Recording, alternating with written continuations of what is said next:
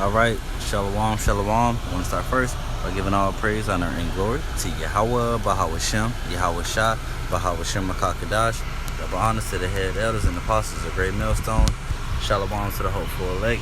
And this lesson is just simply going to be centering around Isaiah the 14th chapter. The first verse probably down to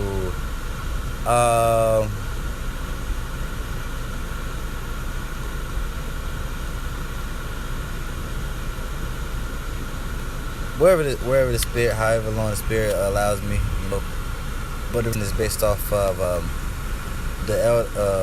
another brother's lesson. The brother from where is he?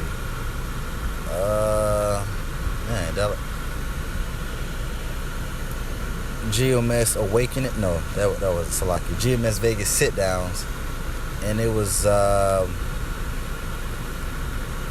I forget what lesson. Well, I don't forget. Let me see. The lesson was right here. A repost. My question right here. Based off this lesson right here. Okay. The brother did a beautiful lesson. Very edifying. You brothers should go check it out. All right. Because basically, it's talking about it was a question. Some dude, I guess he questioned the Hebrew Israelites or whatever, the ministry, and asked, who fell from heaven? Was it the so-called, did a white man fall from heaven? And that's not what it's talking about when it says, oh, Lucifer, how is it worded? Verse 12, I said, how art thou fallen from heaven, O Lucifer, son of the morning star? How art thou cut down to the ground, which didst weaken the nation? When it says, how did you fall from heaven, meaning how did you fall from such a high grace, a high stature? How did you fall from such high grace? Because you saw Edom, so-called white man. As you can see now, he's high in stature.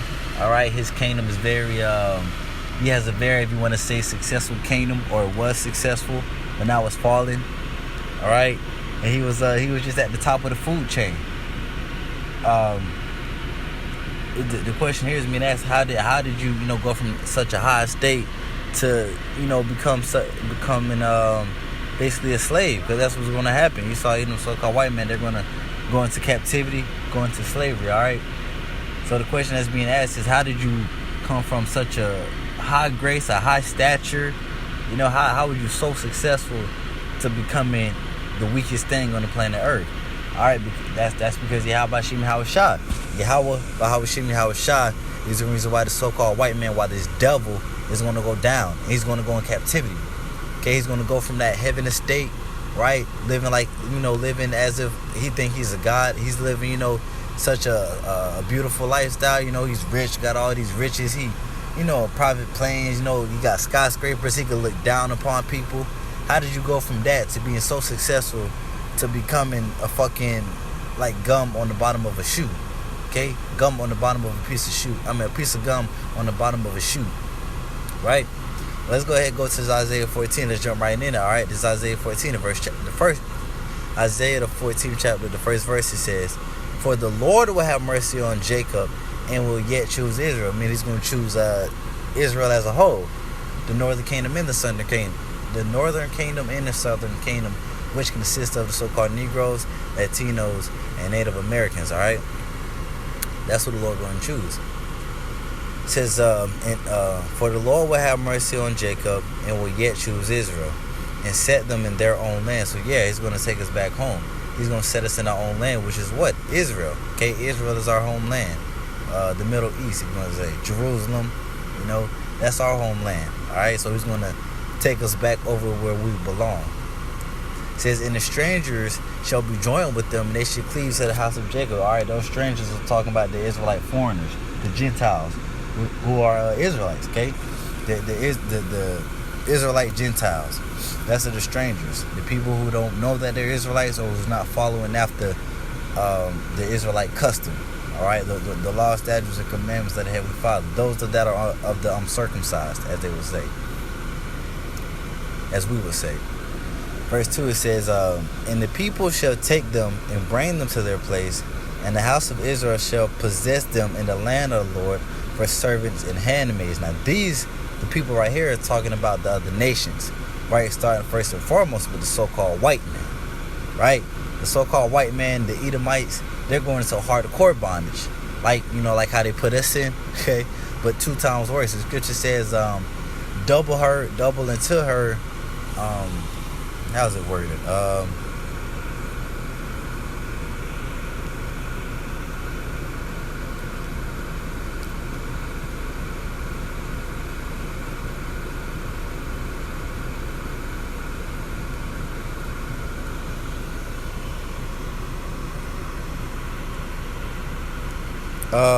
Revelations 18 verse 6, it's talking about Babylon, okay, or America. It says, reward her even as she rewarded you.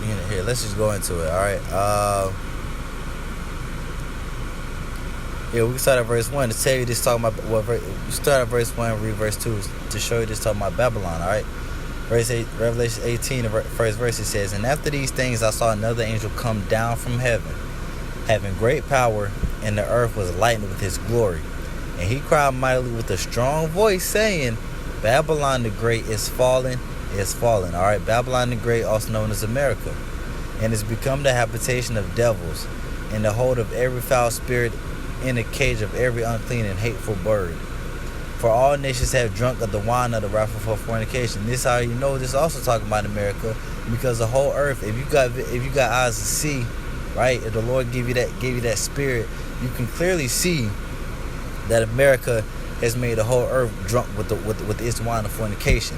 That's why all these other nations, they cleave into America, all right, or they follow behind America. America could basically put they can go anywhere across the world, set up troops, set up whatever tents, army troops amongst any country, but no other country could do that over here in America. But America could do that to any other country, all right. And that's why also, as the brother said, that's why you got to make downloads everywhere. You can just clearly see that America is Babylon the Great, and that America has made the whole earth drunk with its wine of fornication. Okay, that America has made the whole earth drunken with its wine, right? Going down, this is the point. Verse 6, it says, "Reward her even as she rewarded you." So you got to reward America, Babylon the Great, Esau Edom, the so-called white man. Okay, all the sins that he's committed, all the atrocities, the rape, murder, robbery, theft, he has to be rewarded for that. Righteously. He got to righteously be rewarded for that. And luckily for us, great for us, bad for him. His reward is what? Captivity, ultimate slavery, and then after 1,000 years to be annihilated, obliterated, executed, if you want to say. Right, to be wiped off of the face of the planet, off the face of the planet Earth. All right. Verse 6 says, "Reward her, even as she rewarded you, and double unto her, double according to her work." So America, Esau Edom, the so-called white man, his reward is going to be double the reward that he put out. All right.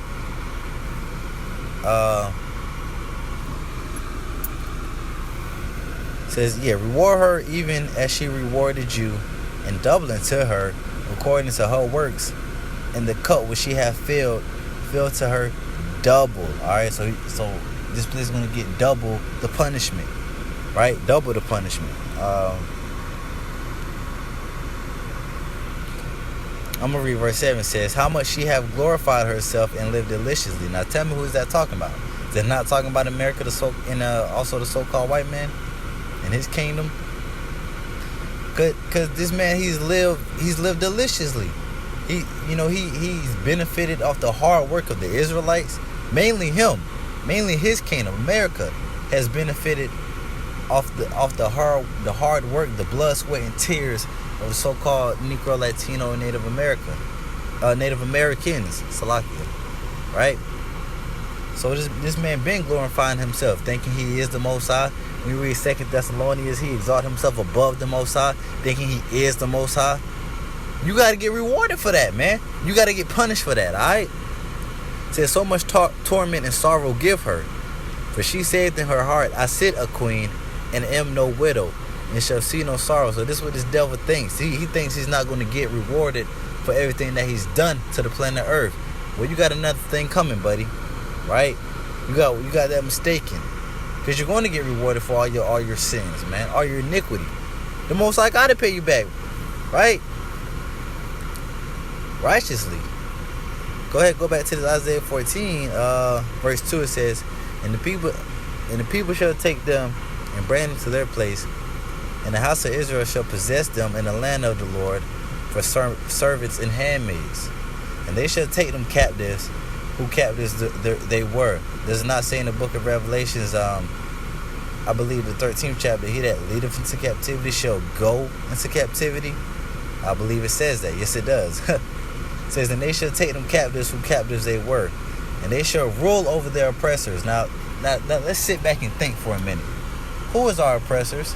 Who is our main oppressor? Yeah, the whole world, all these other nations are also our oppressors. But who is our main oppressor? Let me give you a hint. Who did we go into slavery under? Who is still to this day shooting us down in the streets? Who is till this day making it hard for the so-called Negro, Latino, Native American to live freely or live comfortably? Live good. Who is that? Was it not the so-called white man, the so-called white race, actually? Is it not the so-called white race that was lynching us, feeding our babies to alligators, castrating our men, raping our men and the women, raping the women and the men? You know what I'm saying? Who else could that be? See, one thing you got to realize in this truth, not even in this truth, but one thing you just have to realize overall, that the so-called white people, they're the devil, man. How the hell they the most violent people upon the planet Earth when you really examine it? They the most hateful. They the ones that call, they be calling every other nation out their name, calling the so-called Negro a nigga, calling the so-called Latino wetbacks or whatever they call them. Like, just look at it, man.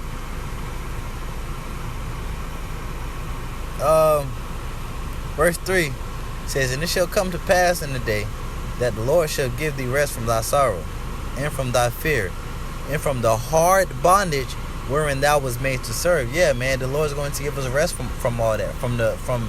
He's going to give us rest from our enemies having their foot on our necks. Okay? It's going to be a role reversal. The Lord's going to he's going to allow us to put our foot on the neck of the so-called white man. Alright? So it's going to be a complete role reversal, but the Lord's going to give us rest. Alright? Verse 4, it says, that thou shalt take up this proverb against the king of Babylon, and say, I'll have the oppressor cease, the golden city cease. So yeah, man, this is going to tell you, in verse 12, that this is who it's talking about, the king of Babylon. It's not talking about Satan, the spiritual demon Satan. It's talking about the king of Babylon. Because also when you go into the word Lucifer, it just means what? Light bearer. The one who bears the light. Right? The enlightened ones. Okay? People, I guess you could say wise people. That's not what Lucifer means, man.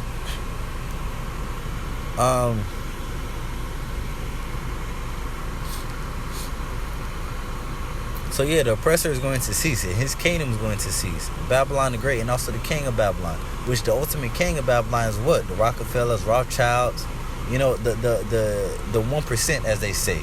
The Illuminati, as they say. The bankers, right? But the king of Babylon is also the president. But the main king of Babylon is who? The bankers. You know what I'm saying? That 1%, as I said.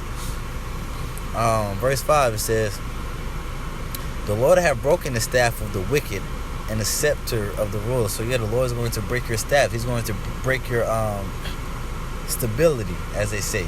He's going to break your stability to where you can't, that's why your kingdom is going to fall, because he's going to break you off. He's going to take you out of that comfortable position that you're living. He's going to take you out of that comfortable position. He's going to put what? The Israelites in that position, right? To where Israel is going to rule the world under Yahweh Shah, of course. But the Lord is going to take you from that high position, right? Because right now you're on the top of the throne right now. But the Lord is going to take you off of that throne and rightfully set up the right people to where he was rightfully set up the right people to sit upon that throne. All right. Verse 6, it says, he who smote the people in wrath with a continual stroke He that ruled the nations in anger is persecuted, and none hindereth. Who was that? Who was that sound like? Sound like the so-called white man to me. Verse 7. The whole earth is at rest and is quiet. They bring forth into singing. Yeah, man. When you finally get taken out of power, the whole earth is going to be at rest. The sea life, the wildlife, and the human life, we're all going to be at rest, man. Because you're the one that put hell upon the planet Earth, man. You're the one that's putting hell on sea animals, man. The wildlife. You're doing it. Nobody else is doing it but you, man. Right? And you made the whole earth drunk with that wickedness to where, it got the people, the inhabitants of the planet Earth also doing the same thing, man. Because of your influence, man. Because of your vibration, your energy. You pushing forth that negative, wicked vibration into the minds of the people, to where it caused them to be wicked. So you're really you're the source of the problem, right? Yeah, it may be. You may have somebody. Yeah, he shot up the school, but he got it from Esau. You know what I'm saying? All I'm saying is that the so-called white man, he is the source of the problem, all right?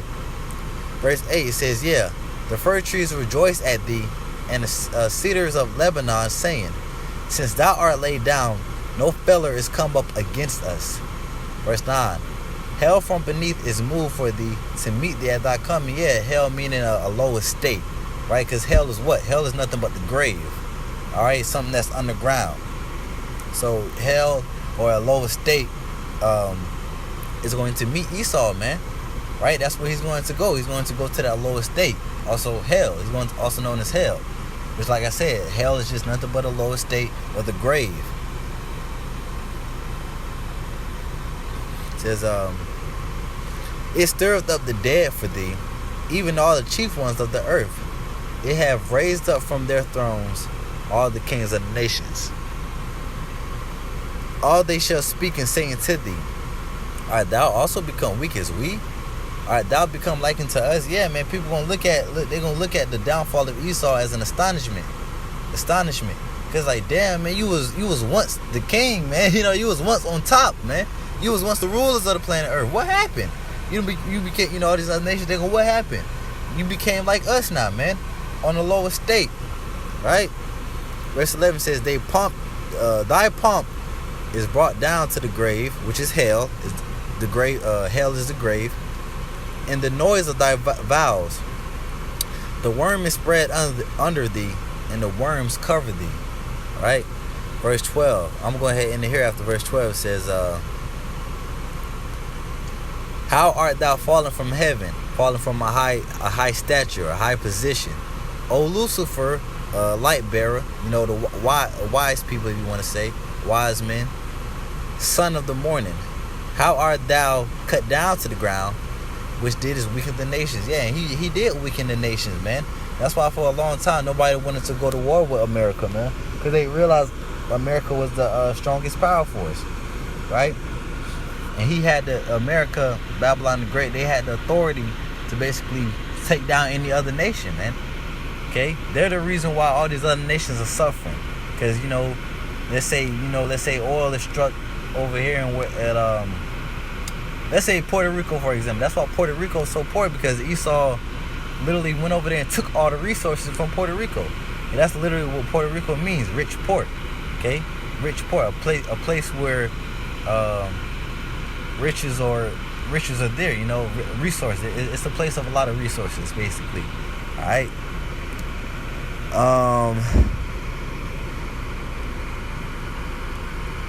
I'm going to actually stop at verse 13. It says, for thou hast said in thine heart, I will ascend into heaven. Yeah, 2 Thessalonians, as I quoted earlier. He exalted himself above the Most High, thinking he is the Most High, right? It says, I will exalt my throne above the stars of the Most High. I will sit also upon the mount of the congregation in the sides of the north. And yeah, that's his mindset. That's his God complex that he got. Thinking he's above the Most High, thinking he exalts himself above the Most High, thinking he is the Most High, alright? Verse 14 says, I will ascend above the heights of the clouds. I will be like the Most High. Yeah, man, I'm telling you, that's how this man think. Alright, this is the thoughts. This is the thoughts and the words of the so-called white man. He's trying to be like the Most High. He's thinking he is above the Most High. That's why he's trying to go. He's trying to reach up to that place, man. He's trying to reach up far into the heavens. That's what he got satellites for. That's what he got this whole space force for. Because he's trying to ascend above the Most High. All right.